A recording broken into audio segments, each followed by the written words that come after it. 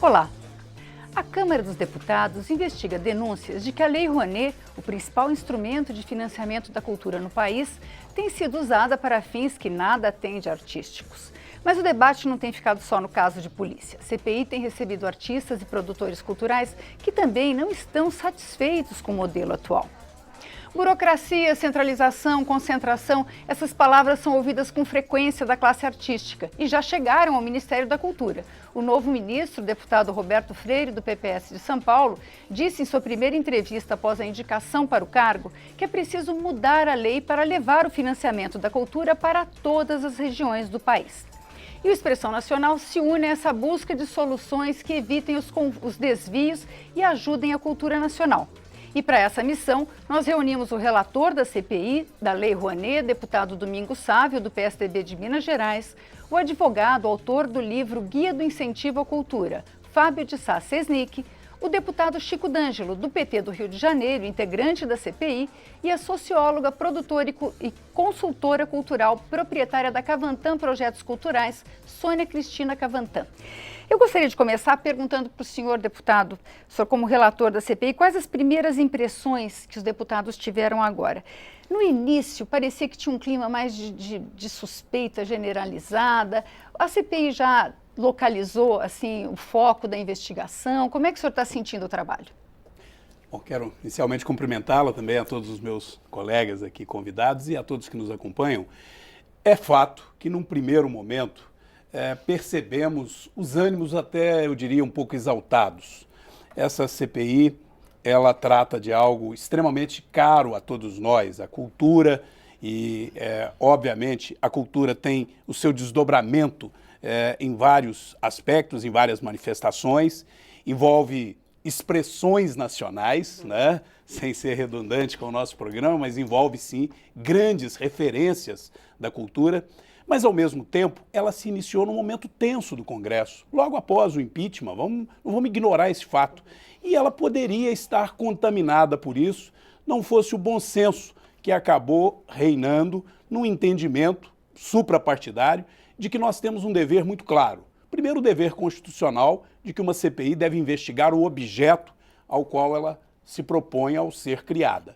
Segundo, que nós temos que compreender que uma CPI deve ser não só para apurar os ilícitos, mas para corrigir, aperfeiçoar a lei, garantir ao país alternativas mais seguras. E no caso da Lei Rouanet, de um modo muito especial, nós não poderíamos jamais deixar que esta CPI criminalizasse a Lei Rouanet. Ora, se alguém, de maneira absolutamente inescrupulosa, usou desse instrumento tão importante para se enriquecer ou para fazer um mau uso, esse alguém tem que ser punido.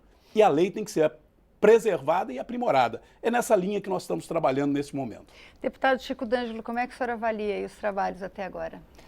Eu acho que a CPI ela vem cumprindo um papel agora positivo, porque ela está focando no que a gente deve, como parlamentar, ter como tarefa, que é aperfeiçoar e melhorar um instrumento de financiamento cultural que é importante aqui no Brasil e no mundo todo.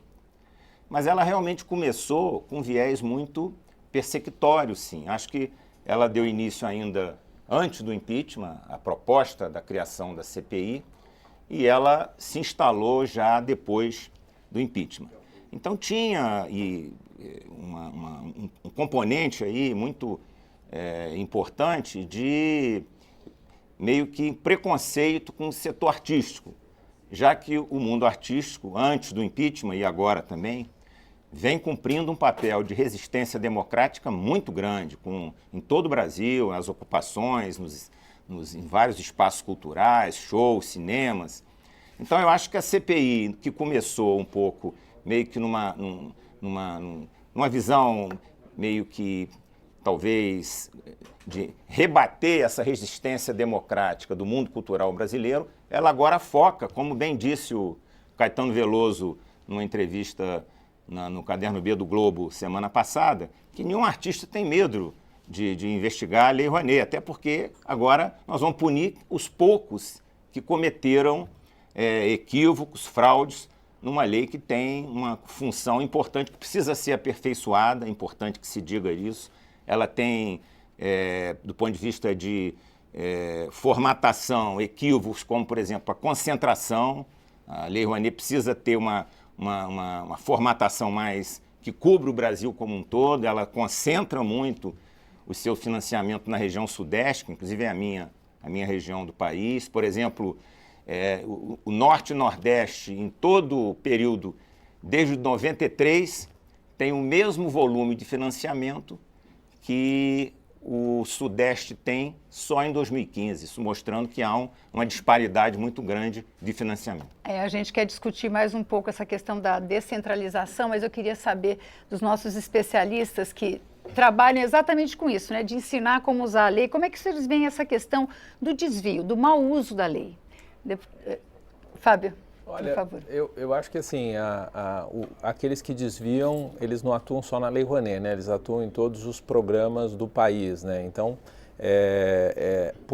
por acaso, está se discutindo o desvio, nesse caso da Polícia Federal, da Operação Boca Livre, de um único produtor cultural, né? Ou seja, a lei tem hoje, vão para mais de milhares de produtores que apresentam seus projetos, que prestam conta todos os anos, e esse foi um caso que foi diagnosticado como realmente alguém que fraudava o mecanismo, etc., e que vai pagar pelos seus atos já em curso aí no processo da Polícia Federal e tudo mais. Então, a impressão que eu tenho a lei ela tem muitos bons exemplos, né? Quer dizer, hoje Rio de Janeiro fez Museu do Amanhã, São Paulo a gente tem equipamentos importantes, Museu do Futebol, Passo do Frevo em Recife, orquestras no país, a Bienal do Livro de São Paulo. Tudo isso só acontece porque a gente tem um mecanismo de financiamento público no país muito forte e que vem cumprindo o seu papel.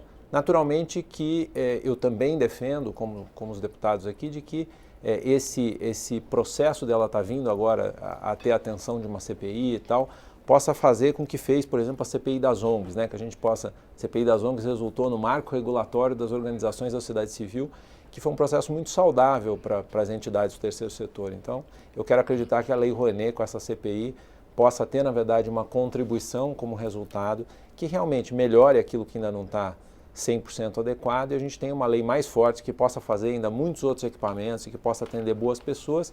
E, claro, os casos de desvio e etc. são casos de polícia, né? Tem que ser banidos e tem que ser as pessoas responsabilizadas. Pois é, Sônia, quando eu fiz a pesquisa para esse programa, eu fiquei surpresa de como tem pessoas como vocês, né, que são especialistas em ensinar as pessoas como usar a lei. É muito complicado, quer dizer, se atribui o que a gente considera irregularidade à má-fé ou a uma dificuldade também. A lei é difícil de ser usada pelo pequeno produtor. No caso da CPI, é má fé mesmo, é caso de polícia, como o Fábio colocou.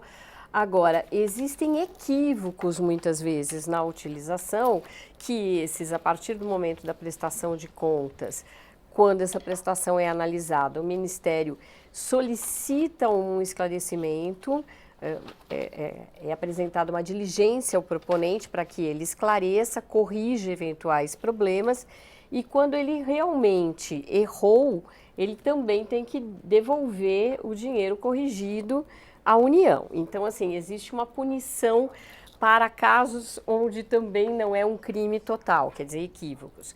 Evidentemente que nesses anos todos de existência da Lei Rouanet, os produtores e os artistas foram se aprimorando, foram aprendendo, primeiro a cadastrar os projetos, entender a lei, cadastrar os projetos e executá-los de acordo com as normas, porque muitas vezes o equívoco apresenta o projeto, enquanto ele é analisado, ele é aprovado, o proponente se distanciou um pouco daquele objetivo. Quando ele consegue a captação, ele tem que se ater exatamente ao projeto que foi aprovado, ele tem que realizar este projeto.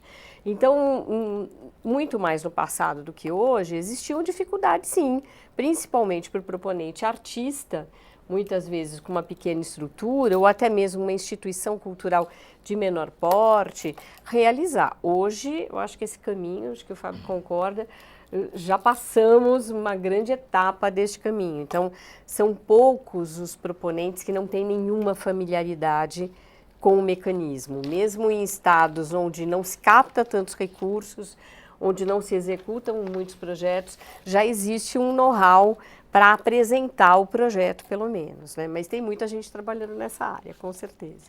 Então, passando a tratar da lei mais precisamente, um ex-ministro da Cultura, o Juca Ferreira, falou que a lei era muito permissiva. O TCU recomendou que não se financiassem espetáculos potencialmente lucrativos.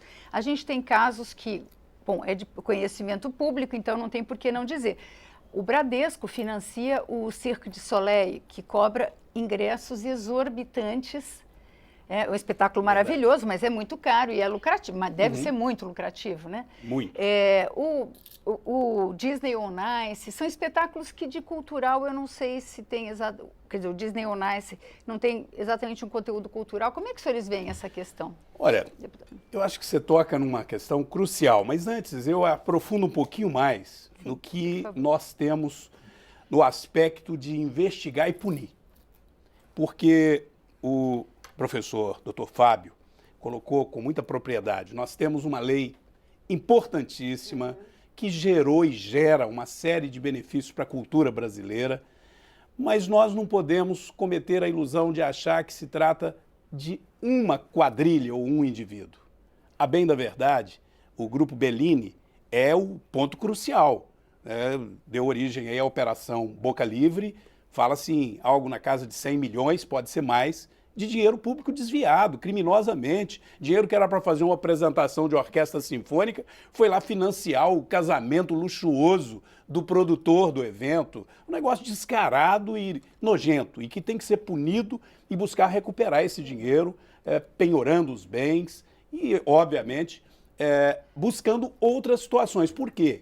Porque o Tribunal de Contas e o próprio Ministério reconhece que há mais de 30 mil projetos com problemas na sua prestação de contas, que vão desde a absoluta ausência de prestação de contas até prestações de contas irregulares. A gente já começou, inclusive, com toda essa mexida, a ver algumas figuras. No caso, aparecem mais as figuras públicas. Eu não quero fazer esse tipo de colocação, não vou citar o nome de ninguém, não seria justo, porque eu acho que tem que tratar todos iguais. Não é? Agora, é claro que aparece mais a figura mais conhecida, mais popular. Os jornais, a mídia já deu conta de algumas figuras famosas devolvendo alguns milhares de reais que foi captado e não se usou adequadamente o dinheiro. Portanto, eu não vou dizer que houve um crime, um ilícito do ponto de vista de dolo, mas não se cumpriu o objetivo da lei. E o objetivo da lei não é simplesmente dar o dinheiro para alguém, não. Dar um dinheiro. Aí eu entro nisso que você falou, num Circo de Solé, com todo respeito, não é? Eu vim assistir, foi uma das poucas vezes que eu trouxe minha esposa e minhas filhas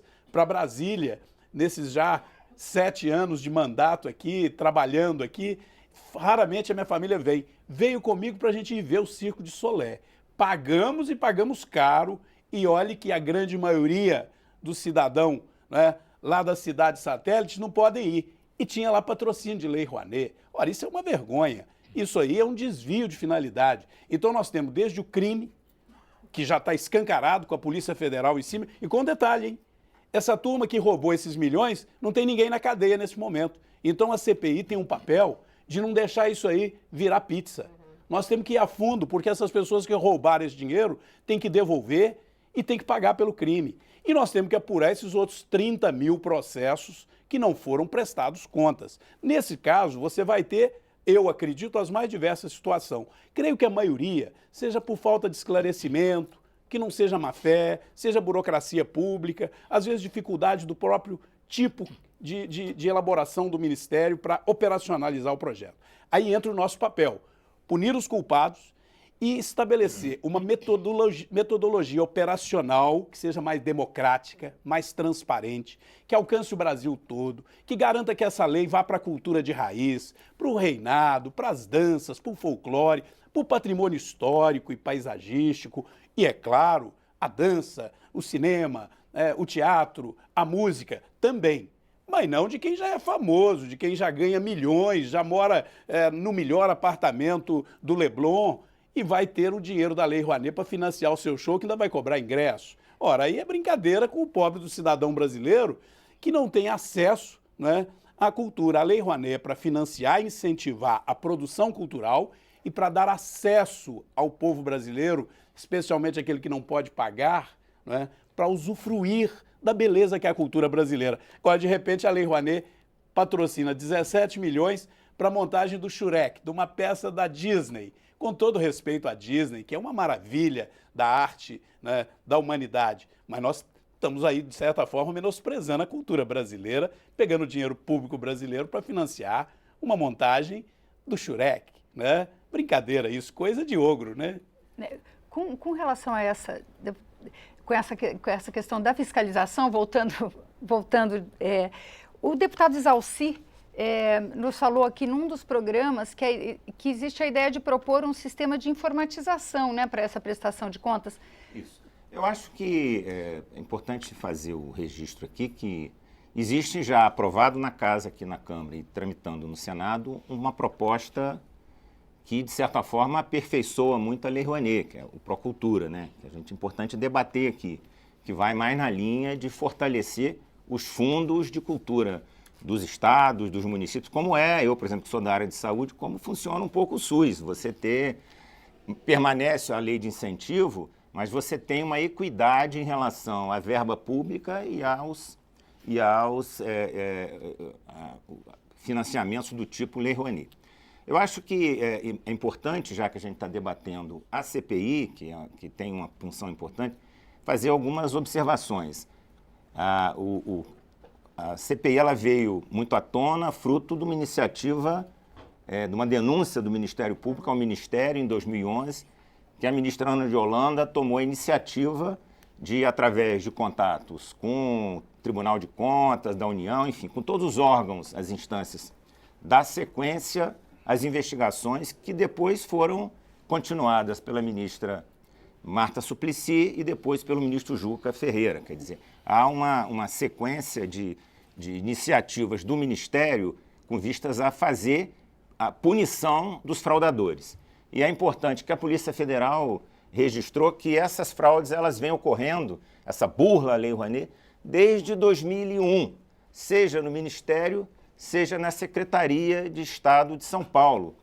Então, assim, acho que a CPI ela vai cumprir um papel importante até para discutir a questão de qual é o melhor financiamento que se tem, como já foi colocado aqui, e, de repente, o Procultura pode ter, e o Senado está aperfeiçoando, enfim, para a gente ter um financiamento. Porque com a questão da política de teto, que está agora aprovada aqui na Câmara e para aprovar no Senado, algumas áreas, como saúde e educação, ainda pelo menos tem um financiamento obrigatório, 15 do município, 12 do Estado. A cultura, a tendência com a questão do teto da 241, da 5, é ficar, hoje 5,5, ficar sem dinheiro nenhum. Então, mais do que nunca é importante a gente discutir a questão do financiamento da cultura, porque acho que com essa aprovação que teve na casa aqui e que se aprovar no Senado, seguramente o Ministério da Cultura vai ter um desfinanciamento brutal. Essa é a minha opinião. Eu sei que os nossos convidados trabalham também com as grandes produções, né? Como é que vocês veem essa questão de não permitir que a Lei Rouanet seja utilizada para financiar esses espetáculos que já são potencialmente muito lucrativos? Eu acho que tem um ponto importante nessa avaliação, que assim, acho que quando falava da CPI, né, a questão do desvio do recurso. Acho que ninguém tem nenhuma dúvida que a CPI é importantíssima e essa pessoa realmente aqueles que roubam têm que ir para a cadeia. Depois a gente entra numa coisa que eu acho que o liame é muito tênue, tem que só tomar cuidado de não jogar essa discussão para o mesmo ambiente dos criminosos, que é uma discussão entre juízo moral e ilegalidade. Claro, a gente vem aqui numa discussão, artista tal precisa, e aí a discussão é um pouco profunda, né? A gente vai dizer, bom, cabe ou não o incentivo desse artista famoso? Mas esse artista famoso vai fazer um show em Boa Vista, no Acre, que lá nunca chega nenhum artista famoso. Então, talvez possa valer a pena, ou talvez não. Já são questões que a lei hoje não traz um instrumento concreto de vedação, ou seja, qualquer artista, seja conhecido ou não conhecido, quer dizer, não há... Quer dizer, como é que a gente põe na lei, eu desafio alguém a dizer, o artista conhecido não pode ter o acesso, né? Como é que você cria esse filtro dentro de um texto legal, respeitando a isonomia? Tem mecanismo Essa é de uma prioridade, é perfeitamente possível na lei o mecanismo de prioridade. A lei tem que alcançar, né, as iniciativas culturais que de fato precisam do financiamento público para elas, até porque a lei, que é o Programa Nacional de Cultura, o PRONAC, ele contempla 3 vertentes. Ela contempla o incentivo através desta do mecenato, que não é deixar de pagar um imposto, é a empresa poder optar em recolher o imposto diretamente ao projeto que tem o certificado do Ministério da Cultura devidamente aprovado. Então é dinheiro público, não é? Esse dinheiro público, essa pessoa não vai devolver para os cofres públicos, é um dinheiro que efetivamente é o dinheiro público colocado naquele projeto. Existe um outro que é a injeção na veia, eu diria assim, mais eficaz ainda, que é o fundo. É o Fundo Nacional de Cultura, que precisa ser fortalecido, que é aquela alternativa que não há nenhum tipo de atração, vamos dizer assim, comercial para se associar com a iniciativa privada. Então, eu diria que um reinado, por exemplo, que tem muito lá nas minhas Minas Gerais, em Divinópolis, ele deve optar pelo fundo, porque o fundo é o dinheiro público saindo direto do Ministério da Cultura.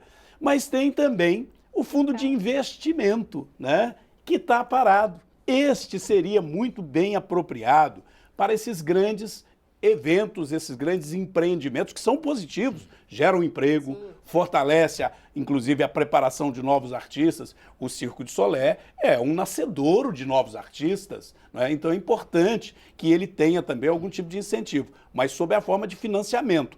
Este financiamento deve ser feito com um juro mais moderado, como quem incentiva, assim como o BNDES incentiva uma empresa para gerar emprego, é razoável que ela incentive, não é, a cultura. E está previsto na lei, só que não foi implementado. Acho que a nossa CPI deve se atentar para isso, porque o Procultura tem algumas coisas positivas, mas eu particularmente acho que nós não podemos substituir a Lei Rouanet, devemos aprimorá-la e garantir essa descentralização, sem excluir ninguém. Não tem que excluir famoso, até porque também, só para concluir, eu acho que nós não podemos nunca correr o risco de achar que nenhum projeto como esse do Circo de Solé, ou algum outro grande investimento de cultura, ou alguém famoso que captou recursos pela Lei Rouanet, não pode ser condenado por isso, porque a lei permite.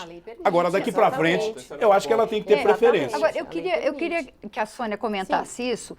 Eu queria só fazer um comentário. Eu ouvi um comentário da Fernanda Torres. Fernanda Torres é escritora, tem programa de televisão, é atriz. Pra a gente, ela é uma estrela, ela é super famosa. E ela falou, a Lei Rouanet só consegue financiamento pela Lei Rouanet os figurões. E ela se excluiu disso, né? Ela falando dos outros, os que são muito mais famosos. Quer dizer, na hora de captar, é muito difícil captar para o artista médio? É difícil captar, principalmente porque nós temos hoje um número restrito de empresas que podem financiar através de Lei Rouanet. São as empresas que operam pelo lucro real único e exclusivamente. Que isso também tem consequências na questão da concentração, que acho que nós vamos chegar lá depois.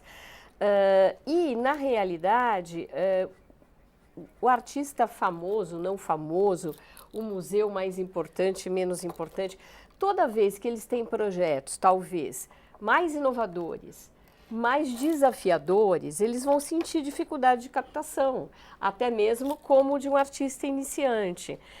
Existe uma facilidade, talvez, maior para os patrocínios mais tradicionais, seja por parte de proponentes mais conhecidos ou de instituições mais conhecidas ou até mesmo de um não tão conhecido. É difícil captar.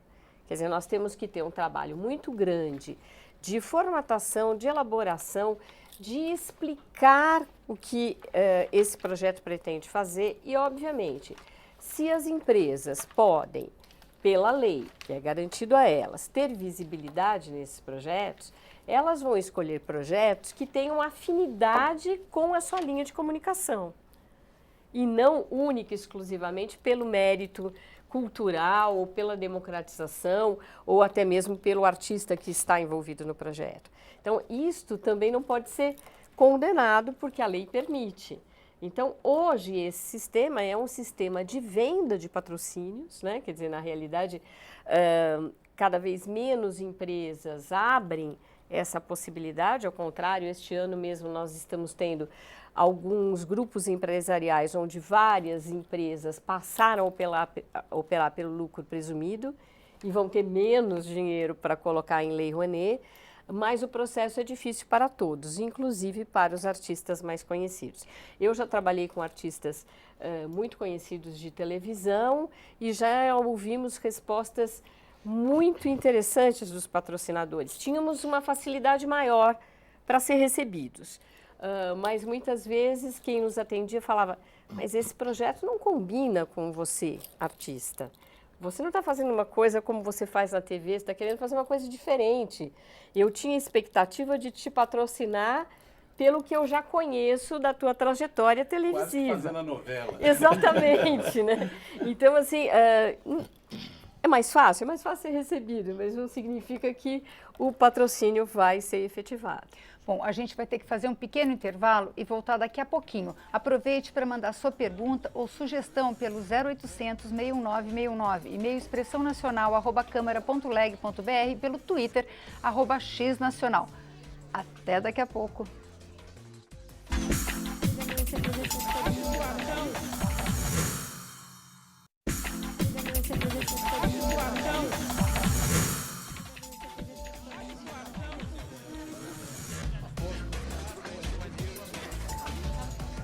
O Expressão Nacional está de volta. Hoje nós discutimos os trabalhos da CPI da Lei Rouanet e possíveis soluções para o financiamento da cultura.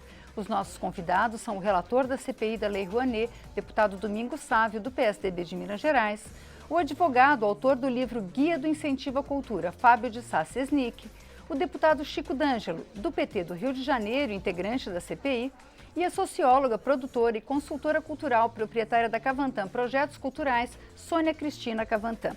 A gente estava falando sobre essa questão do financiamento de projetos alternativos. Os dois deputados fizeram referências ao Fundo Nacional de Cultura, que hoje é o que deveria disseminar pelo país os financiamentos e financiar os projetos que são menos lucrativos, menos atraentes para a Lei Rouanet. Hoje saiu essa notícia. O Fundo Nacional de Cultura recebeu esse ano 55 milhões. É 25% menor do que o ano passado. É a menor verba da década e a tendência, como disse o deputado Chico D'Angelo, pode ser de terminar. As verbas têm sido contingenciadas, as verbas da cultura são sempre contingenciadas. Eu gostaria de saber se há uma solução. O deputado Chico D'Angelo se referiu ao projeto do Procultura, né, que é um pouco voltado a criar um fundo mais volumoso, porque 55 milhões dá para financiar a cultura no país todo? Eu acho que assim, tem hoje já uma destinação, né, 3% dos recursos das loterias federais são, na verdade, transferidos em tese ao Fundo Nacional de Cultura, que grande parte desse volume é contingenciado. Então, para o tripé que o deputado mencionou funcionar, fundo, mecenato e Ficarte, o fundo precisa receber esses recursos e aplicar esse recurso na finalidade, senão você tem um desequilíbrio. Hoje é 1 bi qualquer coisa na Lei Rouanet, mecenato, e um volume de 50 e poucos milhões no fundo. A segunda coisa que acho que seria um instrumento de acesso também de pequenos e tal, é uma coisa que o ministro anterior, Marcelo Calero, e o parlamento está discutindo, que é um projeto de lei para incluir as empresas do lucro presumido no financiamento de projetos. Quer dizer, hoje essas empresas estão muito mais distribuídas pelo país e teriam condições de financiar pequenas iniciativas. Quer dizer, uma pequena empresa que paga pelo lucro presumido transferiria a um determinado produtor recursos para essa atividade. Uma outra questão é o uso das leis municipais e estaduais. O Brasil tem, hoje, quase todos os estados, à exceção de alguns, têm suas leis de ICMS baseado para incentivos locais, e os municípios também têm leis que isentam ISS e IPTU as empresas que investem em projeto. Então, muitas vezes o projeto menor tem mais facilidade de achar um pagador de ISS ou de ICMS do que disputar na Lei Rouanet.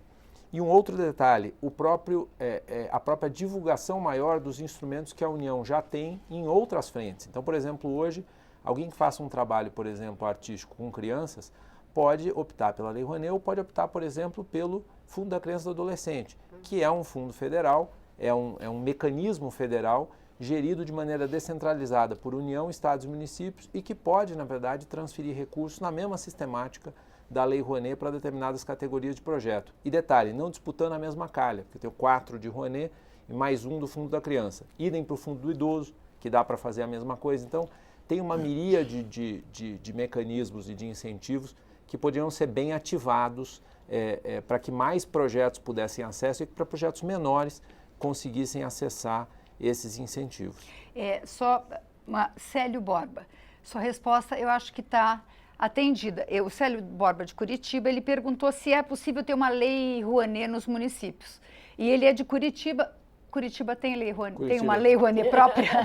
Tem uma lei local do ISS e tem também uma lei do Estado do Paraná, né? Então, acho que de fato está atendido. Mas isso é competência dos municípios, né? Não cabe uma lei geral. É uma ótima oportunidade para a gente estar aqui incentivando, né, os prefeitos, os vereadores que criem as suas leis, seus fundos municipais de cultura, que inclusive cria-se algum benefício para o município. O município em Minas, que cuida do patrimônio histórico, ele recebe através do Fundo Municipal de Cultura, mas ele tem que criar o Fundo Municipal, um pouco mais de CMS. Isso foi algo que nós conseguimos lá ainda na época do governo Aécio Neves, para incentivar a preservação do patrimônio histórico, por exemplo. Eu fui o autor, criei, quando prefeito de Divinópolis, o Fundo Municipal de Cultura de Divinópolis.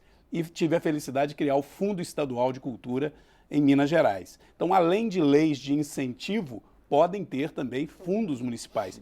Eu aproveito o gancho para dizer uma coisa que, para mim, salta aos olhos nesta concentração absurda da parte do mecenato, que é um instrumento importantíssimo.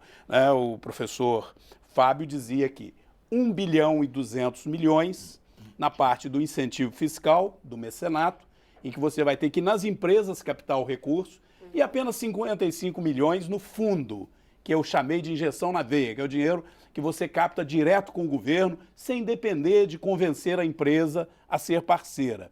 Pois bem, é muito pouco, o dinheiro da loteria não está indo, nós vamos ter que trabalhar com o presidente Michel Temer, com o Henrique Meirelles, a comissão se unir de maneira suprapartidária para pôr mais dinheiro no fundo. Mas o que eu acho que é uma distorção do mecenato? Quando você estabelece um percentual, e aí a lei deixou que o executivo defina a cada ano quantos por cento vai poder deduzir do imposto de renda ou do imposto federal que ele vai pagar, do imposto em si que ele vai pagar para o mecenato. Bom, o decreto fixa isso. Uma empresa grande que tem 1 bilhão de lucro, ela vai poder aplicar 30 milhões, digamos, em 3% de aplicação no mecenato. Mas você tem empresa grande assim lá no interior? Não tem. Elas estão concentradas, talvez seja isso que a nossa referência do teatro brasileiro falou, né, quando disse que é só os figurões. Talvez é os figurões das grandes empresas, que alguns têm acesso, né, dos grandes grupos, das grandes multinacionais, que vão ser as principais financiadoras. E como é que a gente vai fazer para o supermercado que está lá no interior participar de Lei Rouanet? Como é que nós vamos fazer para um pequeno grupo empresarial do agronegócio trazer a Lei Rouanet para o centro-oeste brasileiro? Como é que nós vamos fazer para uma indústria que está lá na Zona Franca de Manaus levar a Lei Rouanet para lá? Que hoje são áreas que se aplica muito pouco. No Nordeste brasileiro, se nós dermos a prerrogativa de um percentual maior da dedução. Eu não estou falando em aumentar essa fatia de 1,2 bilhão, não. Mantém o mesmo 1,2 bilhão. Não aumenta nem um centavo do que o governo vai destinar para isso. Mas permita que, ao captar na empresa que teve um lucro real de 100 milhões, por exemplo, que ela possa aplicar um pouquinho mais do que 3%. Agora, a empresa que teve apenas 1 milhão de lucro, e olha que é um lucro significativo, microempresa não tem isso, 1 milhão de lucro, que ela possa, quem sabe, chegar aí a 10%, 15% do que ela teve de lucro para aplicar na Lei Rouanet. Você vai trabalhar com o mesmo montante, mas vai facilitar a captação descentralizando. Aí aquele grupo teatral, aquele músico lá do interior do Brasil vai aprovar um projeto de Lei Rouanet e não vai ficar pensando assim, que dia que o presidente da Petrobras vai me receber? Eu vou citar empresas públicas, porque elas são grandes e importantes parceiras. Mas que dia que o presidente da Petrobras, ou que dia que o presidente de um grande grupo, do Banco do Brasil, vai receber, né, aquele pequeno produtor cultural lá do interior de Minas ou do Nordeste brasileiro. Então isso tem que mudar. Eu espero que com a CPI a gente separe o joio do trigo, puna os culpados, mas aprimore a lei para que ela seja uma lei para todos. Aí, realmente, Sim. Nós teríamos que ter a entrada das empresas que operam pelo lucro Sim. presumido, porque senão só vai diminuir o bolo do dinheiro em vez de aumentar. Em São Paulo, no ICMS, na lei estadual, nós temos essa escala. Né? Então, não é um percentual único para todas as empresas, e sim, dependendo de quanto ela arrecadou de ICMS no ano anterior. Mesmo assim, nós não temos visto as pequenininhas entrando, porque muitas vezes elas não têm nem estrutura interna ou conhecimento para isso. E no caso aí das pequenas empresas, do ICMS, Sim. é a antecipação tributária que você deve estar querendo se Exatamente. referir. Que é o caso das bebidas, é o caso de determinados produtos, que é recolhido de forma antecipada. Não, né? não, eu tô E que às dizendo, vezes há uma dificuldade em poder mas assim, utilizar. por exemplo, um pequeno empreendimento que ele paga mensalmente é muito pequeno mesmo, e aí para compor um projeto, o projeto tem que ter várias empresas, ele acaba não se interessando. Mas realmente a questão do lucro presumido é fundamental, essa participação dessas empresas. Sim, deputado Chico D'Angelo. Então, eu acho que esse debate de políticas públicas de fomento à cultura, eu acho que a gente está travando aqui, são, assim, de interesse dos municípios, dos estados, do Brasil todo. Já que o professor Fábio citou o ex-ministro Calero, eu acho que é importante, as últimas 72 horas, o país viveu um momento bastante tumultuado na área cultural, fruto da saída do ministro Calero, inclusive do meu estado, paradoxalmente até ele que, por ironia do destino, que saiu por uma ganância imobiliária na Bahia, ele que de certa forma se esforçou para prejudicar o filme Aquários, logo ele foi de certa forma, eu inclusive apresentei hoje de manhã uma convocação na Comissão de Cultura ao ministro Gedel para que explique ao país a pressão, e convidei as duas ex e atual presidentes do IFAM, junto com o ministro Juca e o ministro Calero, para uma audiência pública para que historie toda essa história que foi relatada pelo ministro Calero de pressão no setor imobiliário na Bahia, que o IFAM é um órgão do Ministério da Cultura. Aliás, esse ministério que ia ser extinto assim que o atual presidente da República tomou posse, assim como o IFAM ia ser extinto. Fruto de uma grande mobilização, foi revertido a extinção do IFAM e o Ministério da Cultura voltou a ser Ministério da Cultura.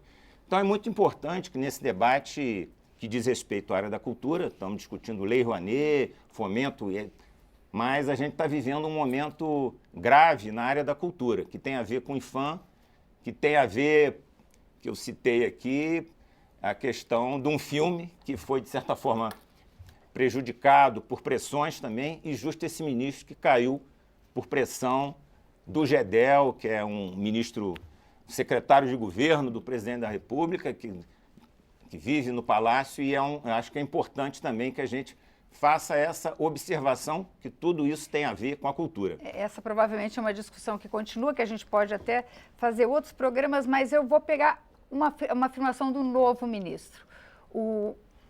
Não tomou posse ainda é o deputado Roberto Freire, quando ele fala da questão da centralização, como o senhor mesmo disse na sua primeira fala.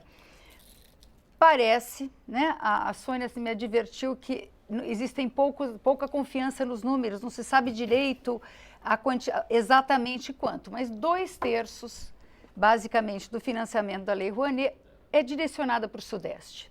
É que, na realidade, os dados primários são obtidos através do montante e da sede do proponente.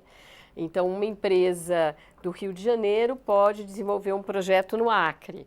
Então, esses dados são uma pesquisa um pouco mais complicada de ser feita. Então, assim, mas de qualquer forma, grosso modo, quase todos os recursos vão para o Sudeste. Uhum. Como é que se dissemina isso pelo país? Como é que se distribui esse dinheiro pelo país? Você ia começar a falar disso. Não, eu queria dar um exemplo do que a Sônia falou, na verdade. Por exemplo, o Passo do Frevo, que é um equipamento incrível de Pernambuco, ele foi construído pela Fundação Roberto Marinho, que é uma entidade que está no Rio de Janeiro. Exatamente. Então, para efeitos do Ministério da Cultura, esse dinheiro está no Rio de Janeiro. Mas esse dinheiro não está no Rio de Janeiro, ele foi integralmente aplicado para construir um museu no Recife. Mas quem fez o museu foi essa entidade do Rio. Então, a leitura dos números deveria se atentar para a finalidade, ou seja, tá bom, financiei essa entidade, mas o equipamento foi feito no Recife. Né? Mas isso quer dizer que não é concentrado no Sul-Sudeste? É concentrado, mas não nesse número tão absoluto. Então, e como é que a gente distribui? É um recurso público, é isenção Olha, fiscal. Como é que a gente faz esse dinheiro chegar nas outras regiões? Eu acho que a gente tem que enfrentar a realidade e se a gente tem um desafio, devemos discuti-lo de uma forma bem transparente. Eu concordo que pode haver, eventualmente, situações de que o projeto foi desenvolvido em São Paulo, foi até captado lá ou no Rio e desenvolvido em outras partes do Brasil. Mas não é a regra. A regra é que aquilo que é captado lá, é desenvolvido lá, é executado lá. E a gente não tem que condenar Rio e São Paulo porque são grandes eixos culturais. Temos que aplaudir e copiar. Agora, é claro que quando se fala em pegar o dinheiro público para você fazer o fomento de algo que é necessário para todos os brasileiros possam fruir, né, ter a fruição, diluir, estar presente na vida de todos os brasileiros, você tem que ter um diagnóstico e observar onde está tendo mais e onde está tendo menos. Né? Teve alguém que me deu uma comparação, e acho que foi até o próprio ex-ministro da Cultura, meio que justificando, dizendo, olha, é que as grandes concentrações econômicas estão nas regiões sul, sudeste, e, consequentemente, a captação acaba se dando ali e uma coisa puxa a outra. É fato, e é um fato que requer uma reação nossa, uma reação, eu diria até do ponto de vista de sensibilidade patriótica, o sentimento republicano que deve nortear a aplicação da lei. Se no Norte e no Nordeste você tem muito pouco aplicado, algo tem que ser feito para priorizar. Por exemplo, não foi por isso que fizemos a Zona Franca em Manaus para levar o desenvolvimento econômico para lá? Não foi justamente porque lá as oportunidades de emprego não estavam fruindo com a mesma facilidade que numa metrópole como São Paulo?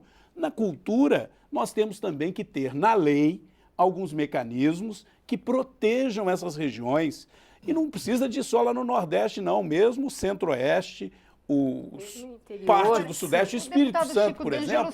Espírito Santo é muito pouco que se investe de cultura lá. E isso aí precisa ser corrigido. A lei tem que corrigir isso e alcançar todas as regiões brasileiras e alcançar principalmente aqueles que estão mais distantes também desses grandes centros, porque lá eles nunca vê, às vezes, um espetáculo de dança, né, uma orquestra sinfônica, não tem, às vezes, recursos para preservar seu patrimônio histórico e paisagístico. O deputado Chico D'Angelo citou o Procultura, o projeto do Procultura que está lá no Senado. Ele tem essa vertente de tentar disseminar os recursos? Ele está sofrendo algumas alterações lá no Senado, positivas até, mas é preciso que se conclua a votação para que a gente possa ter um arcabouço. A ideia é a ampliação do Fundo Nacional? Isso, a ideia é ter quase que uma obrigatoriedade dos municípios e estados criem fundos, porque como bem disse o deputado Domingos Sávio, o que acontece? Um município que tenha um museu de médio porte, que tenha um potencial de visitas muito grande, se ele não tiver um estímulo, esse museu ele tende a completamente degradar, enfim. Li recentemente, por exemplo, o CCB lá no Rio de Janeiro, do Banco do Brasil, tem anualmente 2 milhões de pessoas visitam. O Louvre, 10 milhões. O Metropolitan, 6 milhões de pessoas ano visitam. Há museus em outros locais do Brasil, quando a gente visita, que a gente, no meu estado mesmo, no interior, que fica impactado. Mas a gente vê a degradação porque não tem recurso, porque não tem... Eu acho que o Procultura vem na linha de descentralizar e melhorar a estrutura desses municípios pequenos, médios, e de regiões do país onde não tem, como o Domingos bem colocou, Rio, São Paulo, próprio Minas, o Sudeste, né, se concentra primeiro, mais recursos, né, as grandes empresas, em geral, sediadas ali, enfim. Então, consegue ter projetos melhor elaborados para captar pela Lei Rouanet, porque tudo isso tem uma cadeia de produção cultural, né? Tem esses especialistas para especialistas que conseguem formatar uma proposta mais objetiva. A gente tem algumas mensagens. A Rádio Capoeira, desculpa, eu não entendi o que você quis dizer com custo amazônico. Se você puder mandar uma mensagem explicando para a gente, aí os nossos convidados conversam sobre isso. O Júnior diz que uma coisa é ser legal, outra coisa é ser a favor do interesse do povo. Ele acredita que essa lei não representa o interesse popular. Eu quero voltar aí, aproveitar o que o Júnior está falando. E um autor não identificado mandou pelo WhatsApp: estou adorando esse bate-papo sobre a Lei Rouanet. Não sabia que havia lei de incentivo para o mecenato. Grande e boa descoberta para mim. Deve ser um produtor cultural. O que o Júnior diz é sobre... eu queria aproveitar o que ele está falando para entrar na questão, a gente está terminando, mas a questão da contrapartida, né? Existe uma obrigatoriedade de quem é financiado, quem utiliza esse recurso, fazer uma contrapartida. Mas essa contrapartida, ela é fiscalizada, ela tem regras? Sim, por favor. Ela tem regras claras. A fiscalização, ela não é, obviamente, in loco. Isso dá margem a que as pessoas muitas vezes não percebam, mesmo quando ela é cumprida. Mas dá um exemplo de contrapartida, por favor, Sônia. É necessário, primeiro que assim, você tem limitação ao valor do ingresso. E esse valor é aprovado mediante o cadastramento do projeto. Então, eu posso colocar que eu quero cobrar X e vir uma aprovação que me condicione a cobrar menos. Sempre eu tenho que explicar porque eu quero aquele valor. Então, hoje, na realidade, grande parte dos projetos culturais realizados em todas as áreas artísticas, quando tem cobrança de ingresso ou venda de produto, este valor é subsidiado, porque ele tem um incentivo fiscal. Quer dizer, se nós retirássemos hoje todos os incentivos fiscais da produção cultural no Brasil, nós teríamos preços muito mais elevados, seja nos musicais, seja no espetáculo de um grupo experimental de dança, porque parte das despesas estão subsidiadas pela lei. Então, um barateamento no valor da venda do produto cultural. Por outro lado, existe a contrapartida da doação de ingressos ou de produtos culturais. Então, você tem que doar 10% no mínimo, liberar muitas vezes direito para a televisão pública para filmar, doar filmar e veicular, que quase ninguém sabe, fazer um trabalho junto às escolas também de doação, de levar esse público para as escolas, ou outras contrapartidas que o produtor pode escolher de uma lista muito grande. E isso tudo é apresentado junto na prestação de contas do projeto. Então, se eu disse que eu faria, como nós, um projeto recentemente colocamos, que era um projeto que trabalhava com música da era do rádio. Então, o nosso foco de contrapartida social era levar idosos para assistir esse espetáculo, idosos sem condição de poder aquisitivo. E que é, inclusive, um desafio fazer isso, né? Porque você muitas vezes tem que conseguir o ônibus, tem que convencer uma instituição a levar. Você pode até colocar o custo do ônibus no projeto. Então, essas contrapartidas, elas são muito feitas. Muitos produtores agora, que já aprenderam a lidar com isso, às vezes colocam no próprio anúncio que sai num jornal ou numa mídia social, interessados, instituições culturais interessadas em gratuidade, nos telefones, venha buscar o seu ingresso. Livros, disco, tudo isso você tem que destinar uma parte. Então, esse tipo de incentivo não pode ser aumentado no caso de espetáculos fora do eixo Rio-São Paulo, no caso de espetáculos mais alternativos? Olha, a Lei Rouanet, ela tem um alcance universal nas artes, na cultura, né, no patrimônio histórico e paisagístico. Eu aproveito até para fazer um comentário a participação de um dos nossos ouvintes que falou que acredita que essa lei não atende ao interesse popular. Eu acho que é interessante a gente refletir sobre isso, até em respeito a ele e a milhares que podem ter essa ideia equivocada. E principalmente para não deixar que, por estarmos investigando, e vamos investigar e vamos punir os que desviaram o dinheiro dessa importante lei, passe a ideia de que ela não é importante, que ela não é boa. Olha, para citar alguns exemplos rápidos, vou falar do meu estado, de Minas Gerais. Não tem uma cidade que tenha patrimônio histórico importante, como Ouro Preto, Mariana, Tiradentes, São João del Rei, Diamantina, que não teve, com o apoio da Lei Rouanet, a possibilidade de preservar patrimônios da humanidade. Nós temos, olha, o teatro que tem em Divinópolis, que começou quando eu era prefeito, só existe lá o único teatro municipal, porque nós conseguimos, à época, com a Uzi Minas, parte do dinheiro pela Lei Rouanet. Os grupos teatrais que tem em Minas, o Grupo Galpão, o Grupo Corpo de Dança, que leva o nome de Minas no mundo inteiro, é a Lei Rouanet que está ali presente. Crianças que estão em situação de risco e que vão ser educadas com música. A gente tem visto em vários projetos. Eu vou interromper o senhor, então, isso só é porque a gente tem maravilhoso. dois convidados, a gente Isso é tem 3 maravilhoso. minutos. E eu só queria dizer que quem gostou, tem que estar gostando do bate-papo, aquele que eu citei, eu não tinha vindo o nome, é o Rafael de Barros Teixeira, de Vila Velha, Espírito Santo. Deputado Chico D'Angelo, seus comentários. Eu acho que o debate foi muito rico, até porque se a CPI ela vai cumprir um papel que é desmistificar o que um imaginário, às vezes, de determinadas pessoas tinham de demonizar a Lei Rouanet, que achava que era uma lei que, para beneficiar os artistas, que era um dinheiro... Então, eu acho que ela, cada vez mais, que a CPI pune, como vai fazer, os que cometeram irregularidades e enriquece para a sociedade. Qual é o importante papel de financiamento da cultura da Lei Rouanet?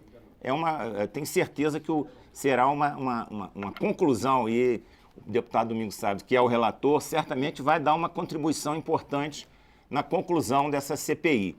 Países avançados do mundo, a França, a Grã-Bretanha, os Estados Unidos, todos têm. Então é importante que a população saiba que, com formatações diferentes, a França mais com viés estatal, a Grã-Bretanha com mais intermediário e os Estados Unidos mais no setor privado, todos os países do mundo têm incentivo à cultura, porque a cultura faz parte da nossa vida, né? Então é muito importante que a gente debata a Lei Rouanet e a cultura como um todo.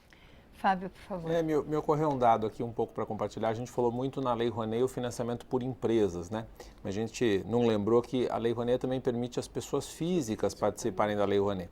E no estado de Minas, né, o estado aqui do deputado Domingos sabe, a gente tem alguns casos importantíssimos de financiamento com pessoa física. Então, lá em Barbacena, por exemplo, um grupo de teatro chamado Pão de Partida consegue o financiamento nas pessoas físicas da cidade e que pagam imposto de renda e que, portanto, destinam os seus 6% de imposto para o grupo de teatro. E em Belo Horizonte, a gente tem o maior financiador de teatro, que são os médicos da Unimed de Belo Horizonte, que, ao ano passado, se não me engano, investiram 9 milhões de reais em projetos de teatro na cidade de BH. Então, é uma modalidade que também, né, acho que isso é importante lembrar.